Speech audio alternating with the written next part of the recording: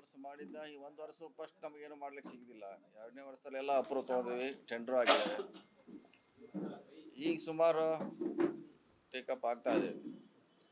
ಯಾಕಂದ್ರೆ ಹಿಂದಿನ first year ನಡೆದಿಲ್ಲ, ಹಿಂದಿನ ಸರ್ಕಾರದ ಅದು, ಅವಾಗ ನಾವೇನು ಮಾಡಿಲ್ಲ. ಆಮೇಲೆ ನಾವು ಅಪ್ರೂವ್ ಮಾಡಿದ್ವಿ ಈಗ ಹೆಚ್ಚು ಕಮ್ಮಿ, ಸ್ಪೆಷಲಿ PWD ಇಲಾಖೆ ಆಲ್ಮೋಸ್ಟ್ ಎಲ್ಲ ಟೆಂಡರ್ ಆಗಿದೆ, ಎಲ್ಲ ಕಡೆ ರಸ್ತೆ ಪ್ರಾರಂಭ ಮಾಡಿದ್ದಾರೆ. ಪ್ಲಸ್ ಮೊನ್ನೆ RDPR ಕೂಡ CM ಅವರು ಸ್ಪೆಷಲ್ ಪ್ಯಾಕೇಜ್ ಅಂತ ಒಂದು ಕಾನ್ಸ್ಟಿಟ್ಯೂನ್ಸಿಗೆ 10 CR ಗ್ರಾಮೀಣ ರಸ್ತೆ ಸ್ಪೆಷಲಿ ಅದಕ್ಕೆ ಕೊಟ್ಟಿದ್ದಾರೆ. ಸೊ ಇಡೀ ನಮ್ಮ ಕಾರ್ಪೊರೇಷನ್, ನಗರಸಭೆ, ಪೌರಸಭೆ ಅದಕ್ಕೆ ಅಂತ ಸಪ್ರೇಟು ಗ್ರಾಂಟ್ ಇದು ಕೊಡ್ತಿದ್ದಾರೆ ಅವರು. UGD ವಾಟರ್ ಸಪ್ಲೈ ನಿರಂತರವಾಗಿ ಅವರು ಜನಸಂಖ್ಯೆ ಅನುಗುಣವಾಗಿ ಸ್ಕೀಮ್ ಫಿಕ್ಸ್ ಆಗಿರುತ್ತೆ, ಬದ್ದೆ ಕೊಡ್ತಾರೆ. ಸೊ ನಮ್ಮ ಪ್ರಮುಖವಾಗಿ ಎದ್ದು ಕಾಣೋ ಅಂದ್ರೆ ಈಗ ರಸ್ತೆಗಳು ರೀ, ಮೇನ್ ರಸ್ತೆ. ಸೊ ಅದಂತೆ ನಾವು ಗುಂಡಿ ಮುಚ್ಚಿ ಕೆಲಸ ಡಿಸೆಂಬರ್ 30ಕ್ಕೆ ಹೆಚ್ಚು ಕಮ್ಮಿ ಮುಗಿಸ್ತು ಅಂತ ಹೇಳಿದ್ದೀವಿ. ಡಿಸ್ಟ್ರಿಕ್ಟ್ ರೋಡು, ಸ್ಟೇಟ್ ಹೈವೇ ಹೆಚ್ಚು ಕಮ್ಮಿ 99% ಮುಚ್ಚಿದೆ. ಎಲ್ಲ ಒಂದು ಸ್ವಲ್ಪ ಉಳಿದಿರ್ಬೋದು. ಅದು ಬಿಟ್ಟು ಈಗ ಹೊಸ ರಸ್ತೆ ಮಾಡ್ತಾಯಿದೆ. ಈಗ ಮೊನ್ನೆ ಬಾಚಿ ಬೆಳಗಾವಿ ರಸ್ತೆ ಭಾಳ ಕೆಟ್ಟಿತ್ತು, ಅದು ಅದ್ರ ಬಗ್ಗೆ 3-4 ಸಾರಿ ಸ್ಟ್ರೈಕು ಕೂಡ ಮಾಡಿದ್ರು.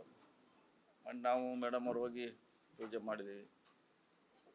ಈಗ ಬೆಳಗಾವಿ ಏರ್ಪೋರ್ಟ್ಗೆ ಅರ್ಧ ರಸ್ತೆ ವೈಡ್ನಿಂಗ್ ಆಗಿದೆ, ಇನ್ನು ಅರ್ಧ ಮಾಡಲಿಕ್ಕೆ ಅನುಮೋದನೆ ಕೊಟ್ಟಿದ್ದಾರೆ. ಅಂದರೆ up to airport double road ಆಗಬೇಕು. ಬಾಕ್ಸೈಟ್ ರೋಡು ಟೋಟಲ್ ಈ ಕಡೆ ನ್ಯಾಷನಲ್ ಹೈವಿಂದ ಆ ಕಡೆ ಬಾಚಿ ರೋಡ್ಗೆ ಅದು ರೀಕಾರ್ಪೆಟಿಂಗ್ ಮಾಡ್ತಾ ಇದ್ದೀವಿ.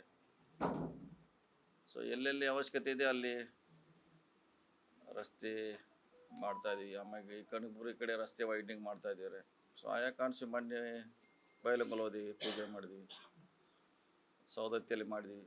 ಸೊ ಕಾಮಗಾರಿ ನಡೀತಾ ಇದೆ, ಅದಕ್ಕೂ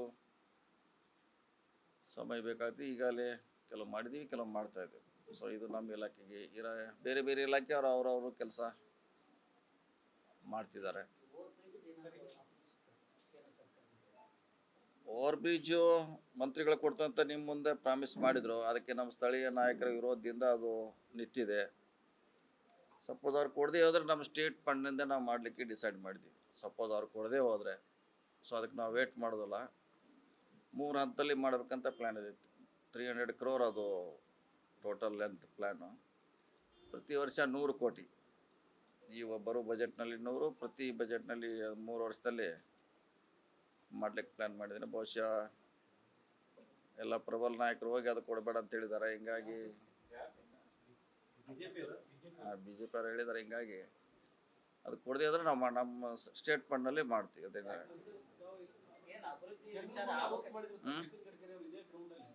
ಅವರೇ ಮಾಡಿದ್ರು. ಈಗ ನಾವು ರಿಕ್ವೆಸ್ಟ್ ಸುಮಾರು ಸರಿ ರಿಕ್ವೆಸ್ಟ್ ಮಾಡಿದ್ದೀವಿ, ಯಾರು ಕೂಡ ಅವರು ಸಮಸ್ಯೆ ಇದ್ದಂಗೆ ಕಾಣ್ತೈತೆ.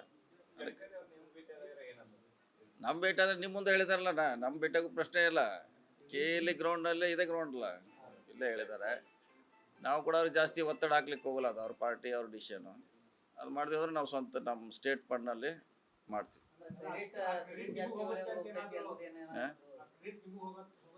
ಇದು ಅದಕ್ಕಿಂತ ಹೆಚ್ಚು ಬರ್ತೈತಲ್ಲ, ಇದು ನಮಗೆ ಬರ್ತೈತೆ. ಇದು ನಮ್ಮ ಅದಕ್ಕಿಂತ ಜಾಸ್ತಿ ಬರ್ತೈತಿ. ಅದು 50-50 ಆದರೆ ಇದು 100 ಬರ್ತೈತೆ. ಯಾವ್ದು ಅದನ್ನು ಇನ್ನೂ ದುಡ್ಡು ರಿಸರ್ವ್ ಇಟ್ಟಿದ್ದೀವಿ. ಆದರೆ ಇನ್ನು ಕ್ಯಾಬಿನೆಟಲ್ಲಿ ಅಪ್ರೂವ್ ಆಗಬೇಕು. ಅದನ್ನು ಈ ಬಜೆಟ್ನಲ್ಲಿ ಘೋಷಣೆ ಮಾಡಲಿಕ್ಕೆ ಪ್ರಯತ್ನ ಮಾಡ್ತೀವಿ. ಈ 2 ಮೇಜರ್ ಬೆಳಗಾವಿಗೆ ಬರಬೇಕಾದ ಯೋಜನೆ ರೀ. ವಿಶೇಷ ಏನು ಕೊಡ್ತಾನೆ ಇರ್ತಿರಲ್ಲ, ಕೇಳಿದಾಗ ಕೊಡ್ತಾನೆ ಇರ್ತೀವಿ. ವಿಶೇಷ ಏನು ಈಗ 10 ಕೋಟಿ ರೂಪಾಯಿ ಲಾಸ್ಟು ಸ್ಟೇಡಿಯಂ ಕೊಟ್ಟಿವಿ. ಇದು ಲೆವೆಲಿಂಗು ಕಂಪೌಂಡ್ ಅಂತ ಏನು ಕೊಟ್ಟಿದ್ವಿ. ಈ ಸಾರಿ 10 ಕೋಟಿ ಕೊಡ್ತಾ ಇದೀವಿ. ಇದು ಯಾವ ಬಜೆಟ್ನಲ್ಲಿಲ್ಲ, ಘೋಷಣೆ ಇಲ್ಲ. ಇದಂಗೆ ಬಂದಂಗೆ ಕೊಡ್ತಾನೆ ಇರ್ತೀವಿ. ಗೋಕಾಕದಲ್ಲಿ ಫ್ಲಡ್ ಲೈಟ್ ನೈಟ್ ಕ್ರಿಕೆಟ್ ಆಡಲಿಕ್ಕೆ ಬಹುಶಃ ನಮ್ಮ ರಾಜ್ಯದಲ್ಲೇ ತಾಲೂಕಾ ಲೆವೆಲ್ದಲ್ಲಿ ಬಹುಶಃ ಆ ರೀತಿ ಸರ್ಕಾರಿ ಕ್ರೀಡಾಂಗಣ ಫಸ್ಟ್. ಅದು ಎಲ್ಲಿ ನಮಗೆ ಅವಕಾಶ ಇದೆ. ಲೋಳಸೂರು ಬ್ರಿಡ್ಜ್ ಬಳಸಿಂದ 40 ಕೋಟಿ ರೂಪಾಯಿ ಕೊಟ್ಟಿದ್ದಾರೆ, 40 crores.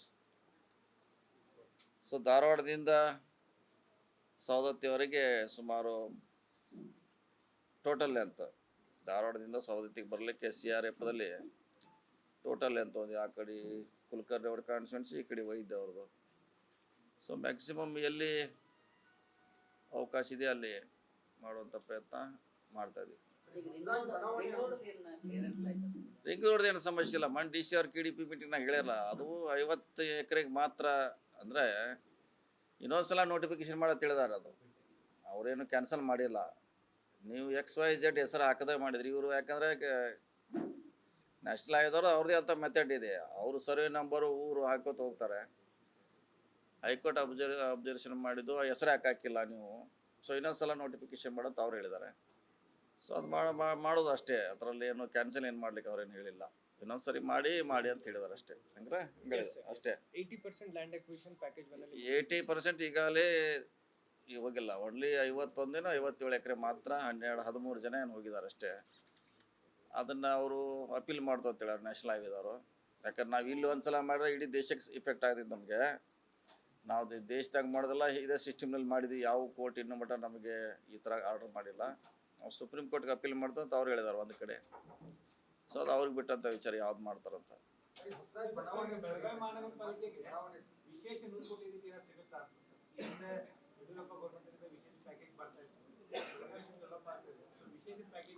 ಕೊಡುವಂಥ CM ಅವ್ರು ಘೋಷಣೆ ಮಾಡಿದ್ದಾರೆ.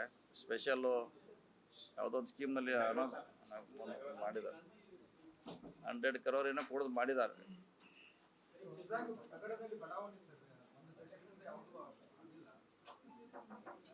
ಅದೇ ಹೇಳಿದ್ರಲ್ಲ, ಇದು ಸರ್ಕಾರದಿಂದ ಮಾಡೋದು ಭಾಳ ಕಷ್ಟ. ಖಾಸಗಿ ಅವ್ರು ಮಾಡಲಿಕ್ಕೆ ಲೀಗಲ್ ಆಗಿ ನಾವು ಸಪೋರ್ಟ್ ಮಾಡೋದು ಬೆಟ್ರು. ಯಾಕಂದ್ರೆ ನಮಗಿನ್ನೂ 10 ವರ್ಷ ಆಯಿತು ಒಂದು ಮಾಡಲಿಕ್ಕೆ. ಅದೇ ಕಣಬುರ್ಗಿ ಮಾಡ್ಲಿಕ್ಕೆ ಆಗ್ತಾ ಇಲ್ಲ. ಒಬ್ಬರು ಕೋರ್ಟ್ಗೆ ಹೋಗಿದ್ದಾರೆ, ಒಬ್ಬರು ಸಮಸ್ಯೆ ಇದೆ.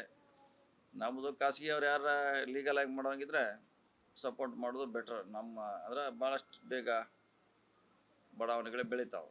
ಸರ್ 2023-24 ಫ್ಲಡ್ ಮನೆ ಬಿದ್ದಿದ್ದು ಸರ್ ಭಾಳಷ್ಟು. ಸೊ ಆವಾಗಿನ 5 ಲಕ್ಷ ಅವ್ರು ಅನೌನ್ಸ್ ಮಾಡಿದ್ರು. ಅದ್ರಲ್ಲಿ ಇನ್ನೂ ಕೆಲವರು ಬೆನಿಫಿಷರೀಸ್ಗೆ ಪಾರ್ಟ್ ಅಮೌಂಟ್ ಬಂದೇ ಇಲ್ಲ. ಒಂದು ಪಾರ್ಟ್ ಕೊಟ್ಟಿದ್ದಾರೆ. ಅದೇ 5 ಲಕ್ಷ ಇಲ್ಲ, ಕೊನೆಗೆ 3 ಲಕ್ಷಕ್ಕೆ ರಿಸ್ಟ್ರಿಕ್ಟ್ ಅದನ್ನೇ 3 ಲಕ್ಷಕ್ಕೆ ರಿಸ್ಟ್ರಿಕ್ಟ್ ಮಾಡಿದ್ದಾರೆ. ಮತ್ತೆ ಬಹುಶಃ ಒಂದು ಕಂತೇನೋ ಕೊಟ್ಟಿದ್ದಾರೆ, ಇನ್ನೂ 2 ಕಂತು ಕೊಡಬೇಕು ಅವ್ರಿಗೆ, ಬಾಕಿ ಇದೆ ಅದು. ಸರ್, ಈಗ ಗ್ಯಾರಂಟಿ ಯೋಜನೆಗಳಿಂದ ರಾಜ್ಯದಲ್ಲಿ ಅಭಿವೃದ್ಧಿನೇ ಆಗ್ತಾ ಇಲ್ಲ ಅಂತ ಹೇಳಿ ಬಿಜೆಪಿ ಆರೋಪ ಮಾಡ್ತಾರೆ. ಈಗೆಲ್ಲ ಹೇಳಿದ್ದು ಆಯ್ತಲ್ಲ. ದಿವಾಳಿ ಆಗಿದೆ ಅನ್ನುವಂತ. ಈಗ ನಮ್ಮ ಇಲಾಖೆಗೆ ಎಕ್ಸ್ಟ್ರಾ 4,000 ಕೋಟಿ ಕೊಟ್ಟರು CM ಅವರು. 2,000 ಕೋಟಿ RDPR ಕೊಟ್ಟರು. ಸೊ ಬೇರೆ ಬೇರೆ ಇಲಾಖೆಗೆ CM MLAಗಳು ಹೋದಾಗ 5 ಕೋಟಿ 10 ಕೋಟಿ ಅವ್ರು ತಮ್ಮ ಕಾನ್ಸ್ಟಿಟ್ಯೂನ್ಸಿಗೆ ಎಲ್ಲರೂ CM ಕಡೆಯಿಂದ ಗ್ರ್ಯಾಂಟ್ ಬರ್ಸ್ಕೊಂಡು ಬರ್ತಾರೆ. ಸೊ ಸುಮಾರು ದುಡ್ಡನ್ನು ಕೊಡ್ತಾನೆ ಇರ್ತಾರೆ. ಸೊ ಹಾಗೇನು ಅವ್ರು ಹೇಳಿದಂಗೆ ಸ್ಟಾಪ್ ಯಾವುದಾಗಿಲ್ಲ, ನಡೀತಾ ಇದೆ.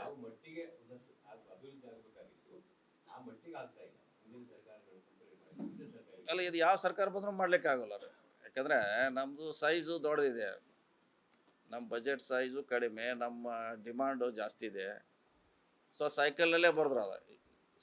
ಈಗ 5 ವರ್ಷ ಸೈಕಲ್ ಸುತ್ತಾಗ ಒಂದು ಕಂಪ್ಲೀಟ್ ಆಗೋದು. ನಾವು ಒಂದೇ ಸಾರಿ ಮಾಡಲಿಕ್ಕೆ BJP ಅವ್ರಿಗೂ ಆಗೋಲ್ಲ, ನಮಗೂ ಆಗೋಲ್ಲ, ಬೇರೆ ಯಾವುದೇ ಸರ್ಕಾರಕ್ಕೆ. ಈಗ ನಮ್ಮದೇ 1 ಲಕ್ಷ ಕಿಲೋಮೀಟ್ರ್ ನಮ್ಮದು ವ್ಯಾಪ್ತಿ ಇದೆ PWD. ನಾವು ಮಾಡೋದು 20,000 ಅಷ್ಟಕ್ಕೆ ಟ್ಯಾಕಲ್ ಮಾಡೋರು. ಸೊ ಹಂಗ್ರೆ ಅದ ಸೈಕಲ್ ಸುತ್ತಾಕಿದಾಗ ಕಂಪ್ಲೀಟ್ ಆಗೋದು. ಈಗ ಗ್ಯಾರಂಟಿ ಯೋಜನೆಗಳಿಂದ ಒಂದ್ ಕಡೆ ಅದರ ಹೆಸರ ಮೇಲೆ ಟ್ಯಾಕ್ಸ್ ಎಲ್ಲವನ್ನು ಜಾಸ್ತಿ ಮಾಡಿದ್ದಾರೆ. ಅದು ಕೂಡ ದುಡ್ಡು ಎಲ್ಲಿ ಹೋಗ್ತಾ ಇದೆ? ಟ್ಯಾಕ್ಸ್ ಯಾವ್ದು ಮಾಡಿದ್ರೆ ಬಸ್ ಇಂದೊಂದು ಹೇಳ್ತೀರಿ. ಬಹುಶಃ ಟ್ಯಾಕ್ಸ್ ಯಾವ್ದು ಮಾಡ್ಯಾರ, ಬೇರೆ ಯಾವುದು ಮಾಡಿಲ್ಲ ನಾವು.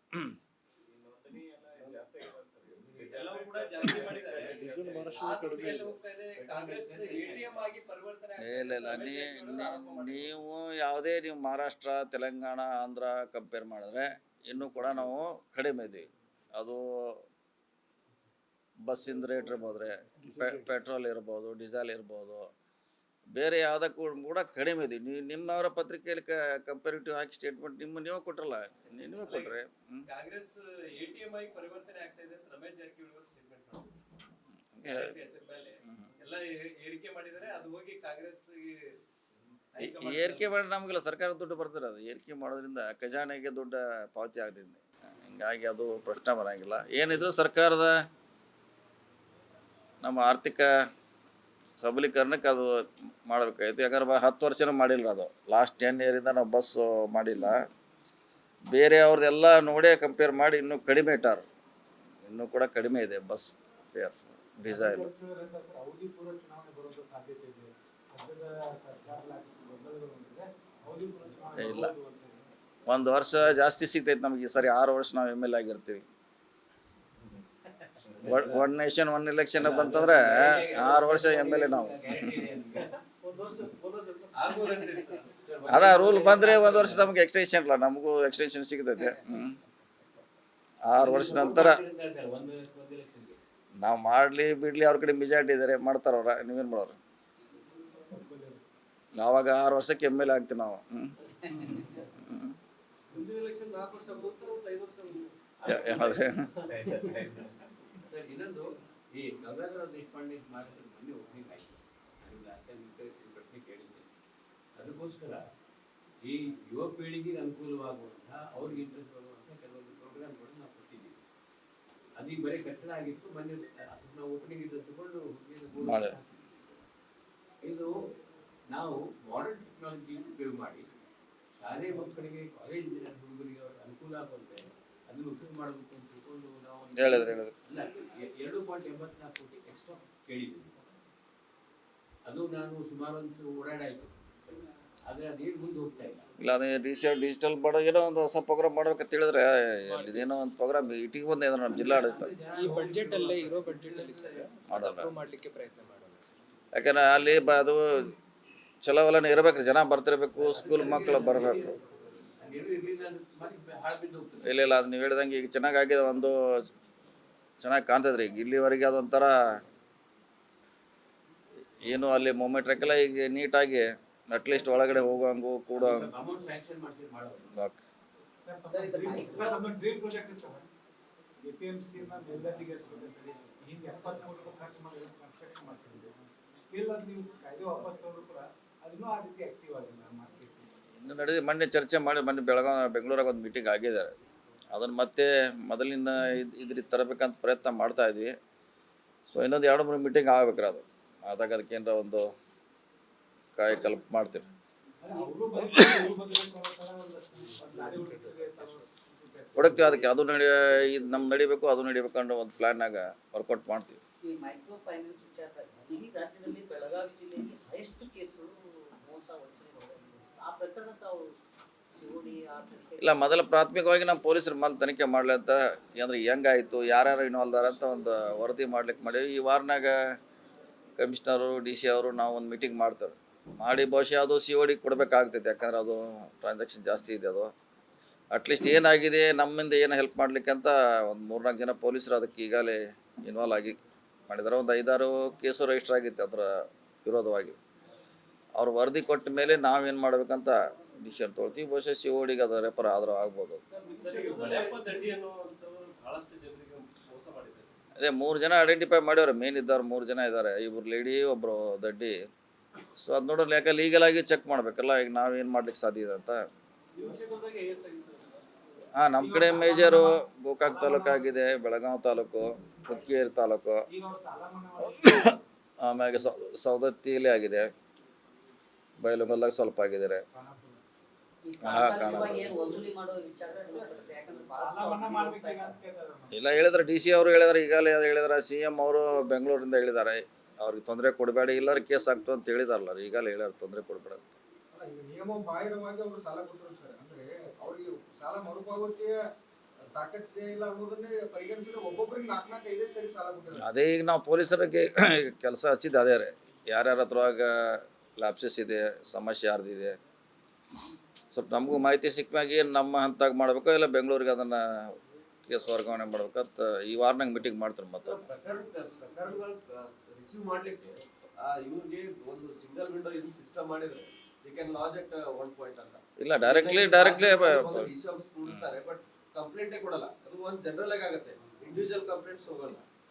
ಇಲ್ಲ, ನಾವು ಈಗಾಗಲೇ ಭಾಳ ಬಂದವ್ರಿಗೆಲ್ಲ ಹೇಳಿ ನಿಮ್ಮ ವ್ಯಾಪ್ತಿ ಪೊಲೀಸರಿಗೆ ಕಂಪ್ಲೇಂಟ್ ಕೊಡತ್ತೆ ಈಗಾಗಲೇ ಹೇಳೋರು. ಅವ್ರಿಗೆ ಅವ್ರು DC ಅವ್ರ ಕಡೆ ಬಂದ್ರೆ ಅವರು ಭಾಳಷ್ಟು ಕಡೆ ಸಜೆಸ್ಟ್ ಮಾಡ್ಯಾರ, ನೀವು ಕಂಪ್ಲೇಂಟ್ ಕೊಡಿ ಅಂತ. ಕೊಟ್ಟು ಮಾಡಿ ನೂತನ ಇನ್ನೂ ಟೈಮ್ ಇದೆಯಲ್ಲ, 3 ವರ್ಷ ಟೈಮ್ ಇದೆ, ನೋಡೋಣ. ಸರ್, ಅಂದ್ರೆ ವಿಧಾನಸೌಧದಲ್ಲಿ ಕೃಷ್ಣ ಬೈರೇಗೌಡರು ಹೇಳಿದ್ರು ಕೇಂದ್ರ ಸರ್ಕಾರದ ಒಂದು ನಿಯಮ ಇದೆ ಗಡಿ ರೇಖೆಯನ್ನು ಹಾಕಕ್ ಬರಲ್ಲ ಅಂತ, ಅದಕ್ಕೆ ಈಗ ಅಸಾಧ್ಯ ಅಂತ ಇದ್ರು. ಅಂದರೆ ಅದು ಡಿಲಿಮಿಟೇಷನ್ ಮಾಡೋರಿಗೆ ಅಂತ ಏನೋ ಅದು ಏನು ಮಾಡಬೇಡ ಅಂತ ಏನೋ ಒಂದು ಡೈರೆಕ್ಷನ್ ಬೇಕಾದ್ರೆ ಅದು ಸೆನ್ಸಸ್ ಮೊದಲು ಸೆನ್ಸಸ್ಸು ಜನಗಣತಿ ಎಲ್ಲ ಎಸ್ ಸರ್ ಜನಗಣತಿ ಮುಗಿಯೋವರೆಗೆ ಡಿಸ್ಟರ್ಬ್ ಮಾಡಬೇಡ ಅಂತ ಏನೋ ಬಂದಿದೆ. ಅದೇ ಒಂದು ವರ್ಷನಾಗ ಮುಗಿದಿರ ಈ 25ಕ್ಕೆ ಮುಗಿತೈತೆ ಅದು. ತಾಲೂಕು ರಚನೆ ಮಾಡ್ಬೋದು ತಾಲೂಕು ಯಾವುದೋ ಮಾಡೋಕೆ ಅದು ಬಂದರೆ ಯಾವುದೋ ಈ ಗಡಿ ಮಾಡಬೇಡ ಅಂತ ಹೇಳ್ಯಾರೆ. ಈ ವರ್ಷ 25ಕ್ಕೆ ಮುಗಿಸ್ತಾರೆ ಅವ್ರು. ಮುಂದಿನ ವರ್ಷ ಖಾಲಿ ಆಗ್ತಾರೆ ನೋಡೋಣ. ಸರ್ ಯಾಕೆ ಸರ್ ಜಾತಿ ಗಣತಿ ವಿಚಾರ ಕ್ಯಾಬಿನೆಟ್ ಈ ಸಲ ಬರುತ್ತೆ, ಈಗ ಅಪ್ರೂವಲ್ ಆಗಿಬಿಡುತ್ತೆ ಅಂತ ಮತ್ತೊಂದು ಮುಂದಕ್ಕೆ ಹೋಗುತ್ತೆ. ಯಾಕೆ ಅದೇನ ಮಾಡ್ಬೇಕನ್ನೋ ವಿಚಾರ ಏನಾದ್ರು ಇದೆಯಾ ಅಥವಾ ಏನ ತಾಂತ್ರಿಕ ಗೊತ್ತಿಲ್ಲ, ನಮಗೆ ಗೊತ್ತಿಲ್ಲ. ಮೊನ್ನೆ ಬರ್ಬೇಕಾಯ್ತು ಹಿಂದಿನ ಇದ್ರೊಳಗೆ. ಲಕೋಟೆಯನ್ನು ತೆರೀತಾರೆ ಅಂತ ಹೇಳಿದ್ರು ಈ ಸಂಪುಟದಲ್ಲಿ. ಇನ್ನು 30 ತಾರೀಕು 30ಕ್ಕೆ ಇದೆ ಕ್ಯಾಬಿನೆಟ್. ಅವಾಗ ಏನು ಮಾಡ್ತಾರೋ ಗೊತ್ತಿಲ್ಲ, ಅಲ್ಲಿ ಹೋದ್ಮೇಲೆ ನೋಡ್ಬೇಕು.